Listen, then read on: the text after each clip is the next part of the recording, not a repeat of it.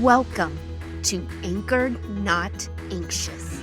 This is where you discover anchoring practices for anxiety and worry, gain a deep trust in God, and develop an internal peace by living off His Word. I'm Terry Hutchinson, your host. Daylight fades as she hurries to a dinner party. Depending on what he says, it could be a night to remember or one of regret. With so much on her mind, she nearly walked past the residence. She expects looks and avoidance as her reputation is well known. But none of it matters, not tonight. She came for one reason, to see him. Not just seeing him, but coming as close as possible to make her intention clear. All she needs is 2 minutes, no, 1 minute. Weaving her way toward the dining room, she darts to the table where he sits. Before anyone escorts her out, she kneels at his feet and does the unthinkable. This is the story of the sinful woman in Luke 7. She goes to a house where she is neither invited nor accepted to pour expensive perfume on Jesus' feet, rinsing his feet with her tears, and wiping his feet with her hair. She followed her heart, sought Jesus, and dedicated it to him. Going further into Luke, chapter 8 says Jesus traveled with 12 disciples and women. The Bible uniquely references Joanna and Susanna. Though mentioned nowhere else, God wants us to know their names and that they journeyed with Jesus. Listening to their heart, women came to Jesus for peace and hope, and their lives were better for it. Some of these women showed a little faith, while others were praised for having great faith. Jesus never compared, nor did he condemn. There were no auditions or tryouts for Jesus to accept them. There still aren't. He's not looking for a performance. He's hoping for a partnership. You partner with Jesus, learn his ways, and you find the gift of being in a relationship with him makes you better. Of course, Jesus doesn't make the bad disappear, but he'll walk you through the firestorm.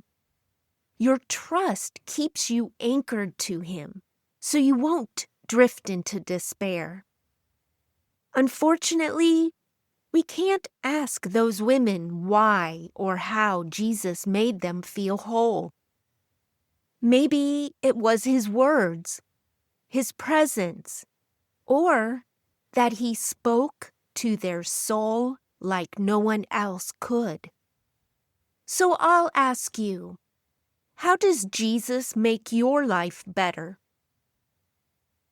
Can't think of anything? Well, that's what happened when I tried to answer that question myself. But I stayed with it. I sifted through the ugly and difficult situations, relationships in my life, along with the good and wonderful moments.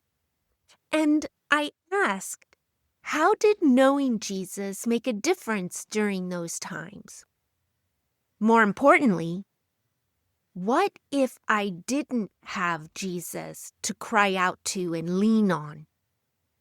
That was the question that brought to mind the word survived.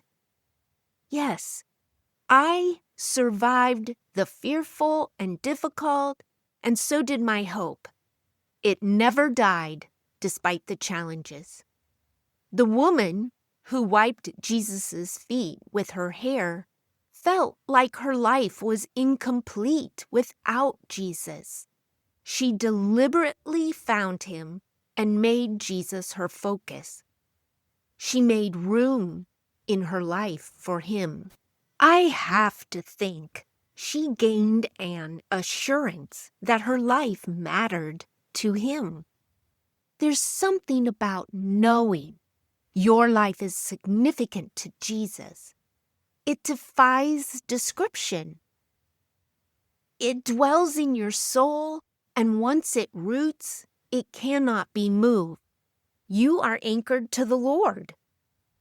If you have ever wondered, why am I on this earth?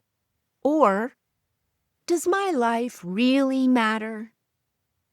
Then knowing Jesus can bring you assurance. But you have to give something to get. It's not just a casual knowing. You have to make room to learn what he said and why and how his truth and ways fill the empty spaces of your heart. For those of you who know why you are better for knowing Jesus, having that answer ready could be a lifeline to anyone questioning if their life matters. Well, thank you for listening. The Bible verses for this episode come from Luke 7:36-50 and Luke 8:1-3. I hope you'll connect with me on my Facebook profile, Terry Hutchinson. I have a YouTube channel, Anchored Not Anxious, and you can find special videos there. And I'd love to hear from you. My email is in the episode description. Until next time.